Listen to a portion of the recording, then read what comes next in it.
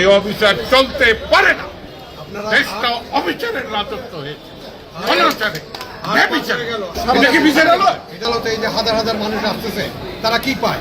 আসলে একটা তারিখ তারিখ তারিখ তারিখ, বছরের পর বছর।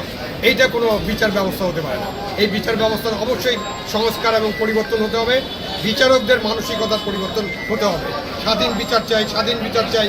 আর আপনি এখানে বসে বসে মানে অর্ডারের জন্য অপেক্ষা করবেন, নির্দেশের জন্য অপেক্ষা করবেন, তাহলে আর স্বাধীন বিচার ব্যবস্থার দরকার নেই। বলে দেন যে আমরা বিচার করতে পারতেছি না। আপনি আদালতে বলছিলেন যে পিটিশন বাতিল চাই, আমি এটা চাই না, যা আবেদন বুঝছি, এটা অভ্যাস হয়েছে। আমি এখানে আনন্দ পাচ্ছি। আমি সেই 22-23 বছরের লোকের সাথে যেতে চলে যাই এখানে আসছি। আমি যে হাঁটি তখন কিন্তু আর আমার 89 বছর বয়স থাকে।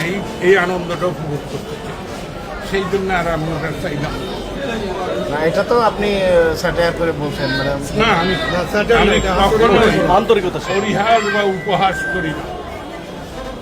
আমি বিশ্বাস করি, আমার বিশ্বাস যেমন আল্লাহ, আমার স্রষ্টায়, আমার বিশ্বাস তেমন